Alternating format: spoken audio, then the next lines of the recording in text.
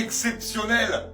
Quel match de football nous avons vécu! Et encore une fois, ce Barça des remontadas. Mais ce Barça qui n'aura jamais laissé aucune chance au Real Madrid cette saison.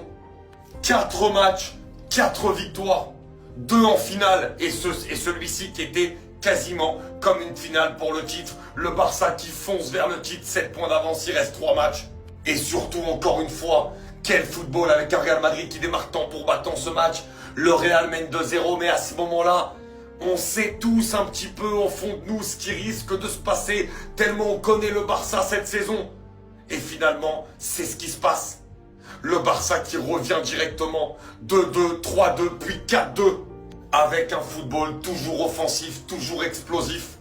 Le Real revient à 4-3 avec le triplé de Kylian Mbappé, on parlera de lui tout à l'heure. Mais encore une fois, quel football, quelle magie. Et derrière le but de Fermín López à la toute fin qui refusait des actions incroyables, des buts refusés de part et d'autre. Un match de fou furieux pour peut-être conclure tout suspense pour le championnat du côté du Barça. Extraordinaire, j'aime le football. Parce que le FC Barcelone a offert les plus grandes émotions de football que tu peux ressentir en tant que passionné cette saison avec leur match. Que ce soit dans un premier temps avec le jeu proposé, qui est un des plus beaux d'Europe, la plus belle attaque, l'attaque en tout cas, la plus prolifique d'Europe, ça c'est une certitude, mais surtout avec des scénarios de fou furieux. À chaque fois, des matchs où personnellement tu peux très vite mourir tellement tu deviens fou devant ces rencontres-là. C'est toujours une tension cardiaque qui est incroyable, qui monte, qui redescend. C'est tout simplement extraordinaire les amis. Pour en citer quelques-uns, le match contre l'Atlético Madrid, le match contre Benfica, le retournement de situation extraordinaire sur la demi-finale, aller-retour contre l'Inter Milan, le Classico encore d'aujourd'hui. C'est tout simplement exceptionnel. Ce FC Barcelone-là est l'équipe qui a procuré le plus d'émotions à tous les fans de football cette saison. Arrivé dans un contexte catastrophique à Barcelone, avec aucune équipe possible à aligner, énormément de blessés, il a réussi à construire quelque chose de magique, à relancer les joueurs qui étaient placés sur la liste des transferts par le club, à refaire des joueurs qui avaient un minimum d'expérience, des joueurs hyper expérimentés, à réussir à tirer le meilleur des jeunes joueurs qui avaient déjà un très fort potentiel la saison dernière, à avoir réussi à impliquer l'intégralité de son groupe pour cette saison, avoir sorti des jeunes du centre de formation et les avoir toujours soutenus malgré les premières mauvaises performances qu'ils pouvaient faire dans les matchs, à inculquer un travail, une exigence et une mentalité de la gagne, à redonner au FC Barcelone son football d'antan. Et quand je parle de la mentalité, c'est sans doute le plus important. Parce que là encore aujourd'hui les amis, c'en est encore un autre exemple. Après ce match incroyable contre l'Inter Milan au match retour, le fait d'avoir remonté de 2-0 à 3-2, d'être à 3 minutes d'une finale de Ligue des Champions, de se faire remonter, de finalement perdre le match. Et après ça, revenir 5 jours après contre le Real Madrid, perdre 2-0 et renverser à 4-2 en 20 minutes. Rendez-vous compte, Hansi Flick est la plus belle chose qui pouvait arriver au FC Barcelone. Et merci pour ça. Être encore capable contre le Real Madrid, dans ce match-là, encore un match sous pression, à éblouir tout simplement tous les téléspectateurs, tous les supporters qui sont au stade, toute la planète football. Par ce qu'on appelle de la magie, il n'y a rien d'autre. Lamine Yamal est un magicien qui fait des choses extraordinaires avec le ballon. Et Omar Da Fonseca a raison de le dire, parce que moi c'est l'effet qui me fait, comme on fait les plus grands dans le football. C'est-à-dire que dès qu'il a le ballon, on a tu vois, ce geste. On va vers l'avant. Parce qu'on sait qu'on va peut-être sauter, on sait qu'on va peut-être faire quelque chose, on va vers l'avant. C'est tout simplement extraordinaire, les amis. C'est tout simplement cette notion de magie que nous ont peut-être aussi procuré les plus grands dans ce football-là. Mais lui, il a même pas 18 ans. Et arrêtez de dire les gars qu'on dit, parce que je vois souvent, il y en a, bon, ils rigolent sur ça, mais qui disent « Ouais, il a 17 ans depuis 4 ans. » Non, l'année dernière, quand il gagne l'Euro, il a 16 ans. Il fait 17 ans juste avant la finale, je crois. Mais c'est incroyable. Honnêtement, c'est légendaire à cet âge-là, la saison qu'il sort, ce mec-là. Parce que même les plus grands de ce sport n'avaient pas sorti des saisons aussi légendaires à cet âge-là. C'est ça qui est fou. Alors oui, il n'y avait pas les mêmes joueurs aussi, etc. On est d'accord.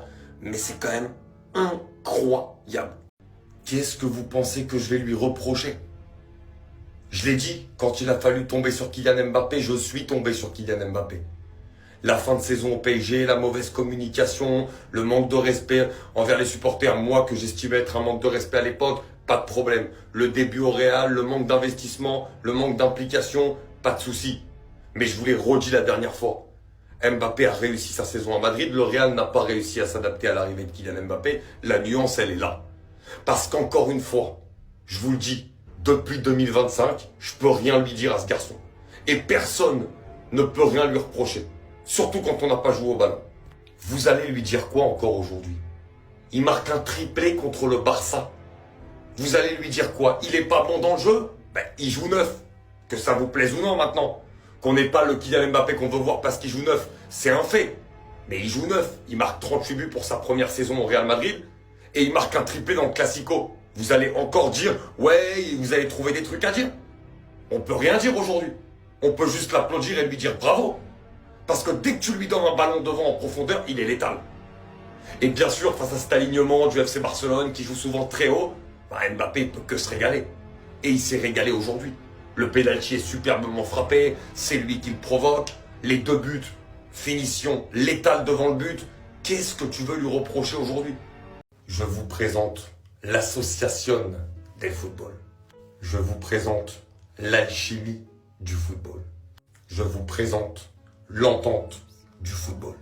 Je vous présente la grande passion del football. Les amis, depuis De Jong est revenu de blessure, quasiment début d'année 2025, un petit peu après, le duo avec Pedri est tout simplement exceptionnel. Un milieu de terrain qui marchera sur l'Europe sans doute dans les années à venir si les deux restent côte à côte. Parce que c'est 2 profils qui se complètent parfaitement. Mais au-delà de se compléter parfaitement, parce que 2 joueurs peuvent très bien être très complémentaires, et ben ces 2 mecs-là sont tout simplement exceptionnels balle au pied, des amis du ballon. Et entre un De Jong qui est plus à la récupération, mais qui fait aussi des ressorties de balles exceptionnelles par sa qualité technique, et un Pedri qui est capable à lui tout seul de contrôler le tempo de son équipe et de faire des choses encore exceptionnelles, bah eux deux, ils ont à nouveau marché sur le Real Madrid, comme ils ont marché sur beaucoup d'équipes cette saison, dès qu'ils décidaient d'enclencher. Parce que contre l'Inter, ça a été le cas. Des fois, il y a eu des problèmes défensifs parce qu'il leur manquait peut-être un autre milieu de terrain et Colmo était trop offensif. Ça peut arriver. Mais derrière, quand le Barça a des phases de possession, c'est toujours eux qui sont au départ, qui sont à la baguette. C'est toujours eux qui fructifient le jeu de cette équipe. C'est tout simplement exceptionnel. Cet homme est la preuve ultime que dans le football, il n'y a pas de mauvais joueurs, seulement des mauvais contextes. Et finalement, Hansi Flick est arrivé et lui a dit « Tu feras partie de mes 5 capitaines, tu seras même le 3e dans la hiérarchie, ou le 4e. » Et au final, ce qu'on a vu de Rafinha. Parce que Rafinha s'est senti concerné par le projet du Barça. Rafinha a été mis devant, au devant de la fenêtre, de la vitrine du FC Barcelone, par le coach Hansi Flick.